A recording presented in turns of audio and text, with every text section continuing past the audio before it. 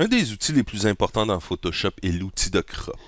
L'outil de crop est vraiment un outil que j'utilise vraiment régulièrement, probablement à tous les jours que j'utilise Photoshop.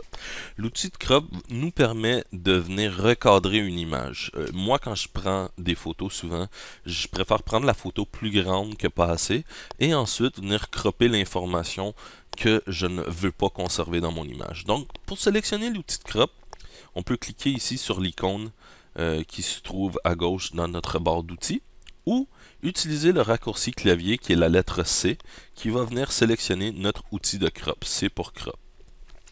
Automatiquement, vous voyez que mon document, il s'est ajouté des petites poignées en haut à gauche, au centre et sur les côtés.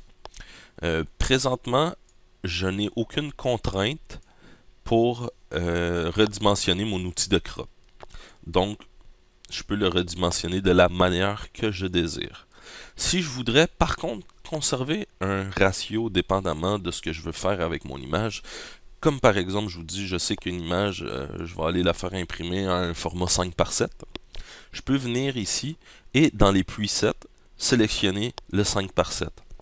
Donc maintenant je sais que l'outil a un ratio 5 par 7 et si je l'agrandis, il s'agrandit proportionnellement pour toujours conserver l'aspect 5 par 7.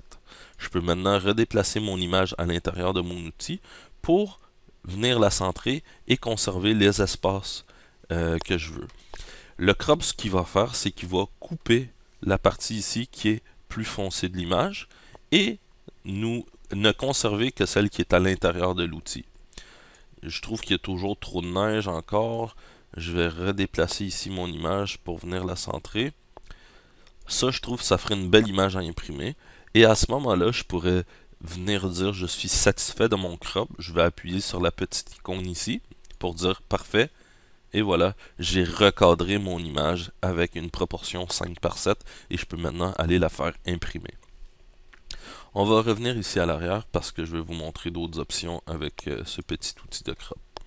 Comme je vous dis, il y a des presets ici qu'on peut utiliser ou on peut créer nos propres presets si on a des formats qu'on utilise comme par exemple moi je sais que j'ai un site web et mon site web eh bien je vais vouloir que mes images aient tout le temps le même ratio. Je vais mettre mon ratio ici et je vais le sauvegarder pour me sauver du temps à l'avenir. On a aussi possibilité de pouvoir changer l'orientation de notre crop. Si par exemple, je prends un autre exemple, encore une fois, je vais utiliser le 16:9. Le 16:9, c'est un format qui est utilisé souvent pour de la vidéo. Sauf que bon, on s'entend qu'une vidéo, on l'écoute pas dans cette orientation-là. Donc, je voudrais changer l'orientation de mon 16:9. On a la petite icône ici en haut qui va nous permettre de changer l'orientation. Le raccourci clavier, pour changer l'orientation, on a tout simplement besoin d'appuyer sur la touche X de notre clavier et automatiquement on peut changer l'orientation.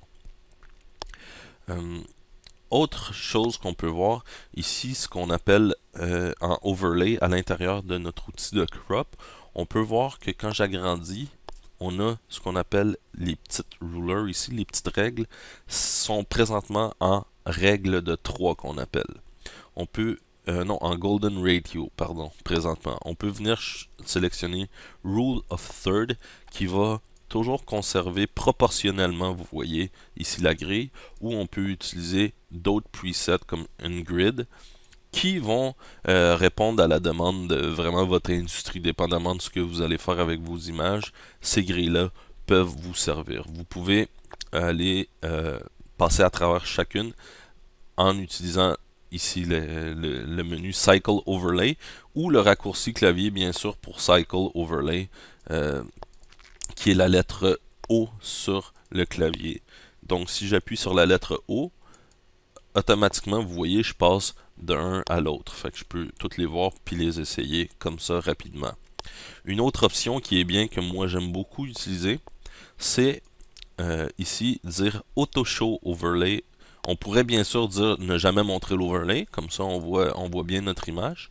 Ou moi, celle que j'utilise, que j'aime beaucoup, pardon, c'est le Auto Show Overlay. Ce qui veut dire présentement je le vois pas, mais aussitôt que je clique et j'enfonce ma souris, l'overlay va apparaître. Donc quand je redimensionne, j'ai les barres ici pour m'aider à redimensionner mon image.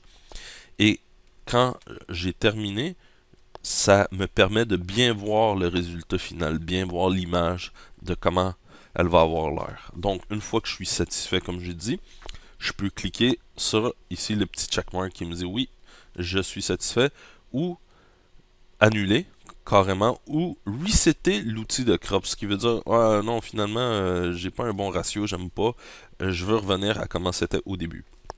Donc j'ai reseté l'outil de crop et je peux maintenant recommencer et recropper mon image de la bonne manière.